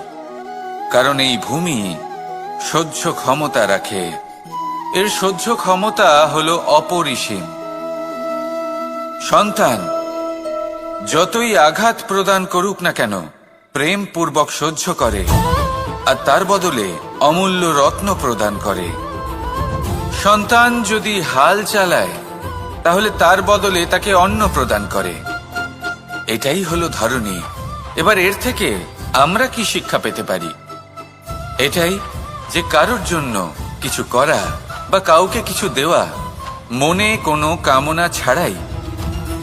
আর এই কথাটা বুঝে যান, যদি কারোর জন্য কামনা না রেখে বা কোনো পাওয়ার আশা না রেখে কারোর জন্য কিছু করেন বা কারোকে কিছু দেন, যদি এটা আপনি শিখতে পারেন তবে আপনি ভালোবাসতে শিখে গেছেন। আর সেই জন্যই এই ধরিত্রীকে মাতা বলা হয়। কারণ মাতা শুধু উনি নন যিনি গর্ভে সন্তানকে ধারণ করেন, মাতা তো উনিও যিনি জীবন বাঁচতে শেখান, যিনি জীবন বাঁচার উদাহরণ প্রদান করেন। তাহলে ধরনীর থেকে এই নিঃস্বার্থ ভাব শিখুন, নিঃস্বার্থ ভালোবাসা শিখুন, আর এই ভালোবাসার সাথেই বলুন রাধা রাধা।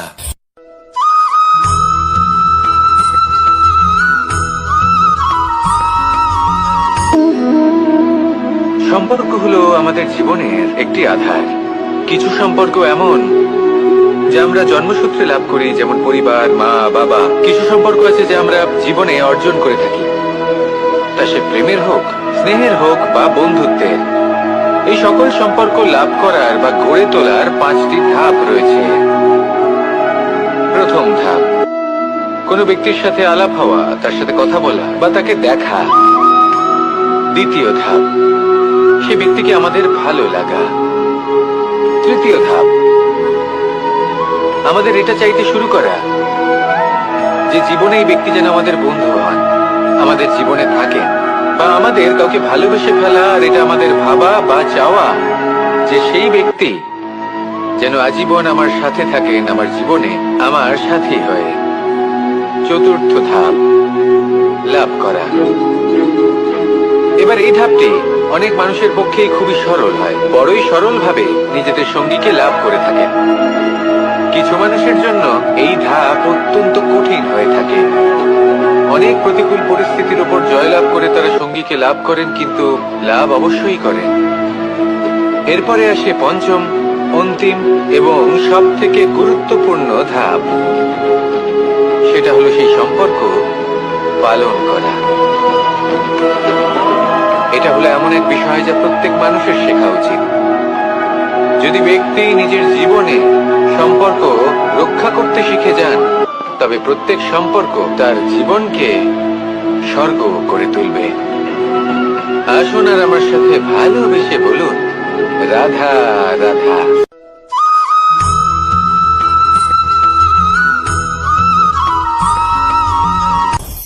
আপনি কখনো পর্বতের শিখরে উঠেছেন? আপনি দেখতে পাবেন পর্বতের পদতলে প্রচুর সুন্দর ফুল রয়েছে, সবুজ বনানী রয়েছে। যত আপনি ওপরে উঠতে থাকবেন তত ফুল কমতে থাকবে, সবুজ বনানী কমতে থাকবে। আরো কিছুটা ওপরে উঠলে কাঁটা জাতীয় গাছ দেখতে পাবেন, শুকনো গাছ দেখতে পাবেন। আরো যদি ওপরে ওঠেন তাহলে পাষাণ দেখতে পাবেন। আরো ওপরে উঠলে হিমখণ্ড দেখতে পাবেন। এই যে পর্বত, তা মনুষ্য জীবনের সব থেকে উত্তম উদাহরণ। মানুষ যখন সাফল্যের শিখরে পৌঁছতে চান, মহানুভবতার শিখরে পৌঁছতে চান, পথে যত আস্তে আস্তে উপরে উঠতে থাকেন ততই ভৌতিক বস্তু তার থেকে বিচ্ছিন্ন হতে থাকে। যদি তিনি সেই ভৌতিক বস্তুগুলি ত্যাগ না করতে পারেন তাহলে কখনোই সেই স্থানে পৌঁছতে পারবেন না। আর মানুষ যদি উচিত ত্যাগ করতে পারেন, পথে অগ্রসর হতে থাকেন, এগোতে থাকেন, তাহলে একদিন না একদিন তিনি মহানুভবতার, জ্ঞানের, সাফল্যের হিমের স্বাদ অবশ্যই লাভ করবেন। মনে রাখবেন, মানব জীবনে ত্যাগ হলো অত্যন্ত গুরুত্বপূর্ণ অংশ। আসুন আমার সাথে ভালোবেসে বলুন রাধা রাধা।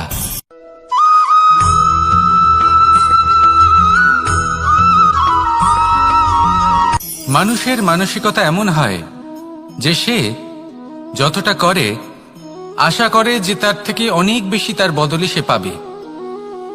দেখুন, সবকিছুই আপনার ভাবনা চিন্তার উপর নির্ভর করছে। আপনি যদি ফলের বিষয়ে ভেবে কর্ম করতে থাকেন তাহলে সেটা অনুচিত। জীবনের আসল আনন্দ হলো নিজের কর্ম করতে থাকা, ফলের চিন্তা করা উচিত নয়। যদি আপনি এরকম ভাবেন যে আমি এতটা করছি, আমার এতটা পাওয়া উচিত, সেই ভাবনা অনুচিত। যদি আপনি সেবার মানসিকতা নিয়ে কর্ম করতে থাকেন, কর্মচক্রে প্রবাহিত হন, যদি আপনি এমন ভাবনা রাখেন যে আমি এতটা পাচ্ছি, তাই এর থেকে অনেক বেশি আমি কর্ম করব, তাহলে নিশ্চিতরূপে আপনি যতটা করছেন তার থেকে অনেক বেশি আপনি পাবেন। আপনার আশার থেকে অনেক বেশি আপনি পাবেন। শুধু জীবনে অনেক বেশি কাজ করতে থাকুন, ফলের চিন্তা করবেন না। আর মনে রাখবেন, এই ভাবনাই সব থেকে বড় বীজ। কর্মের উপর বিশ্বাস রাখুন। জীবনে যা যা আপনি চান সবই সুখময় হবে। আসুন আর আমার সাথে ভালোবেসে বলুন, রাধা রাধা।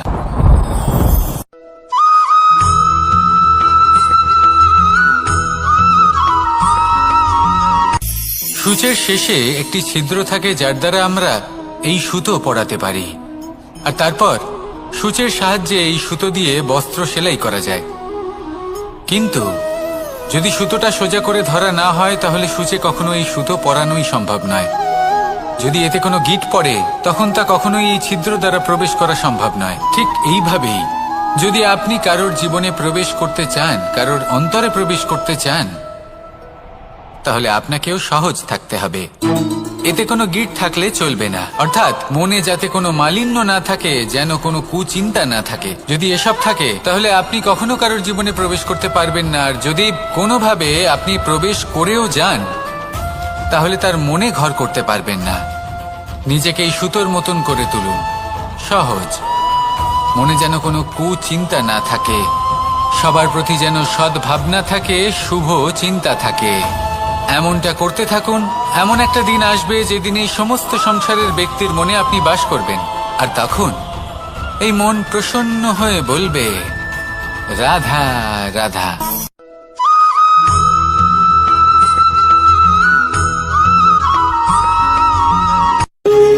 যখন মানুষের মৃত্যু হয় তখন কি হয়? অনেক সংখ্যক মানুষ শোক পালন করতে চলে আসেন।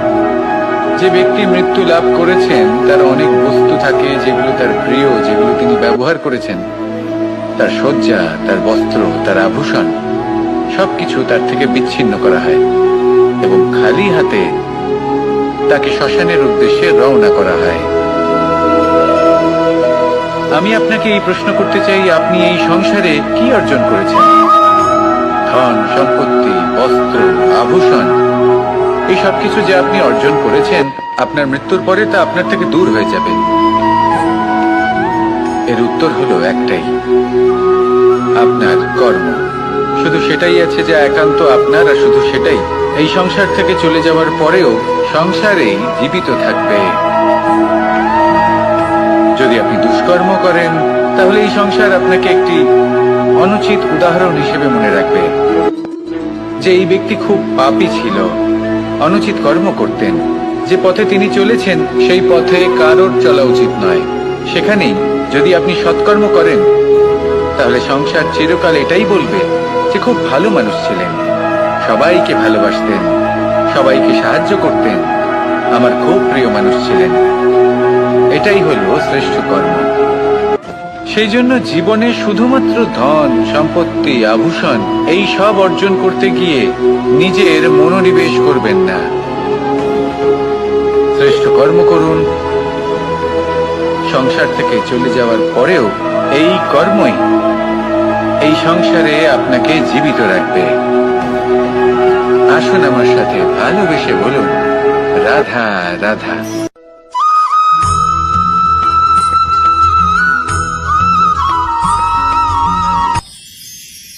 মানুষ তার জীবনে দুই ধরনের পরিস্থিতিকে খুব ভয় পায়। এক, কোনো কারণবশত কারোর সামনে নত হওয়া। দুই, কোনো কারণে নিজের চরিত্র থেকে, নিজের মূল্যবোধ থেকে বিচ্যুত হওয়া। এবার কেন হয় এরকম যে কথায় কথায় কারোর সামনে নত হতে হয়? কেন বারংবার নিজের চরিত্র থেকে চ্যুত হতে হয়? এরকম কেন হয়? এটা তখনই হয় যখন আমাদের শিক্ষা এবং মূল্যবোধের অভাব থাকে। যদি মানুষের মধ্যে প্রকৃত শিক্ষা থাকে তাহলে এই সংসারে কোনো সময় এবং কারোর সামনেই নত হওয়ার কোনো প্রয়োজন নেই। যদি মানুষের মধ্যে মূল্যবোধ থাকে তাহলে তাকে নিজের মূল্যবোধ বা চরিত্র থেকে বিচ্যুত হতে হয় না, তা সে যাই হয়ে যাক না কেন। কোনো বালককে যদি জন্ম থেকেই সুশিক্ষার অধিকারী করা হয়, শিক্ষিত করা হয়, মূল্যবোধের অধিকারী করা হয়, তবে সে এই সংসারে এমন কর্ম করবে যাতে সে নিজেকে, নিজের পরিবারকে, সমগ্র সমাজকে গর্বিত করতে পারে। শিক্ষা লাভ করুন, মূল্যবোধ লাভ করুন এবং আমার সাথে ভালোবেসে বলুন, রাধা রাধা।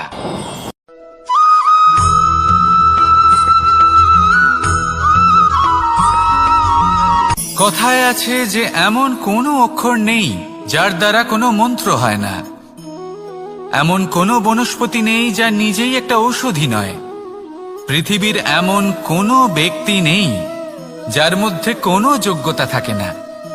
শুধু প্রয়োজন হলো যে ব্যক্তিকে আমরা খুঁজে চলেছি তাকে সঠিকভাবে চিনে নেওয়া। যদি তার যোগ্যতা, তার বিশেষত্ব আমরা বুঝতেই না পারি, তাহলে আর লাভ কি রইল? এই সংসারে এমন অনেক ব্যক্তি রয়েছেন যারা ছোট ছোট অসফলতার কারণে আপনাকে এটা বলে দেবে যে আপনি কোনো কাজের নন, আপনি হলেন মূর্খ, আপনি কিছুই করতে পারবেন না। এইসব কথায় কখনোই বিশ্বাস করবেন না, কারণ আপনি এবং প্রত্যেকটি জীব এই পরমাত্মা এবং এই প্রকৃতির সৃষ্টি, যা অত্যন্ত বিশেষ।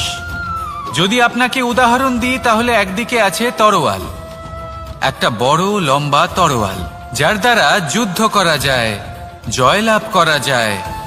আর অন্যদিকে রয়েছে একটা ছোট্ট সূচ, কিন্তু যে কাজ একটা ছোট্ট সূচ করতে পারে তা একটা তরোয়াল দ্বারা সম্ভব নয়। এর অর্থ হলো এটাই যে প্রত্যেকটা রচনা অত্যন্ত অমূল্য এবং অত্যন্ত বিশেষ হয়। তাহলে বিশ্বাস রাখুন যে আপনি অত্যন্ত বিশেষ একজন, আর প্রেমের সাথে বলুন, রাধা রাধা।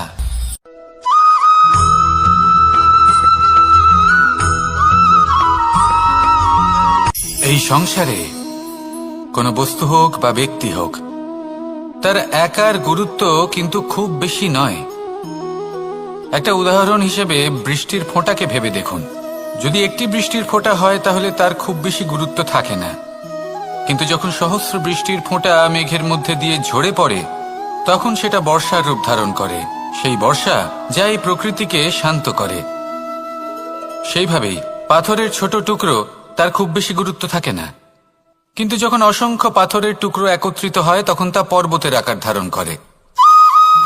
সেইভাবেই কিছু মানুষ যখন একত্রিত হন তখন তৈরি হয় পরিবার, কিছু পরিবার যখন একত্রিত হয় তখন তৈরি হয় সমাজ, যখন অনেক সংখ্যক সমাজ একত্রিত হয় তখন তৈরি হয় রাজ্য। এবার এই রাজ্যের সবথেকে গুরুত্বপূর্ণ ব্যক্তি হতে পারেন রাজা, কিন্তু তাও সেই রাজা একা কিছু করতে পারেন না।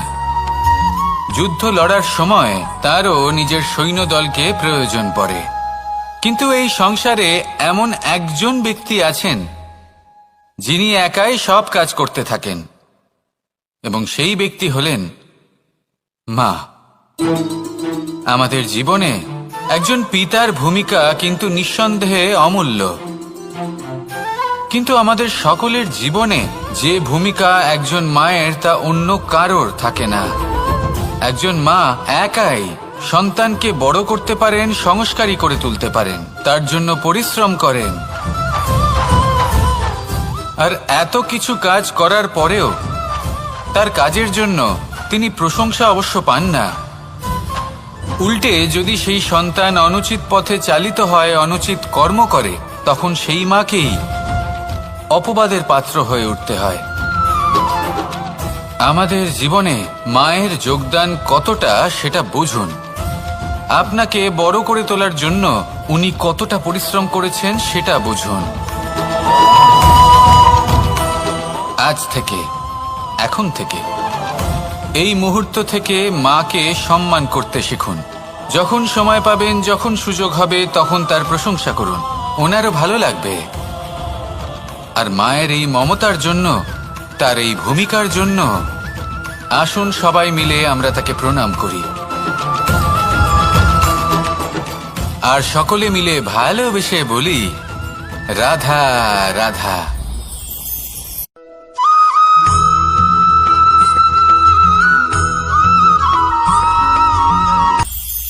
এটা হলো ধান গাছ। এর থেকে যে চাল উৎপন্ন হয় তা মানুষ গ্রহণ করেন। আর এটা কি?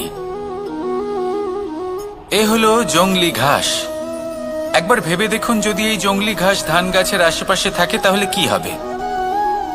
ধান উৎপন্ন হতে পারবে? তা উৎকৃষ্ট হতে পারবে? আমরা কি তা গ্রহণ করতে পারবো? কখনোই নয়। এই জংলি ঘাস ধানকে নষ্ট করে দেবে, কিন্তু নিজে জীবিত থাকবে। এটাই হলো আজকের শিক্ষা। এই সংসারে যদি আপনি নীতির পথে চলতে চান, উচিত কর্ম করতে চান, সংসারকে সেবা করতে চান, তাহলে জংলি ঘাসের মতো ব্যক্তিদের থেকে সবসময় দূরে থাকতে হবে। সেই ব্যক্তি যারা দুর্নীতি এবং মিথ্যা দ্বারা পরিপূর্ণ, যাদের ব্যবহার অশুভ, যাদের অনেক অশুভ গুণ রয়েছে, তারা সঠিক নয়। সেই সকল ব্যক্তি যাদের চরিত্র অত্যন্ত দুষ্ট হয়, তারা হয় শুভ চরিত্রের ব্যক্তিকে একদম নষ্ট করে দেয়, নয় নিজের মতো বানিয়ে তোলে।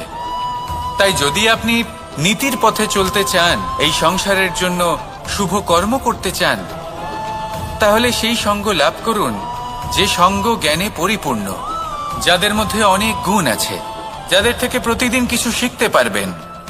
এমন ব্যক্তির সাথে জীবন অতিবাহিত করুন। দুরাচারীদের থেকে দূরে থাকুন। তবেই এই মন প্রসন্ন হয়ে বলবে, রাধা রাধা।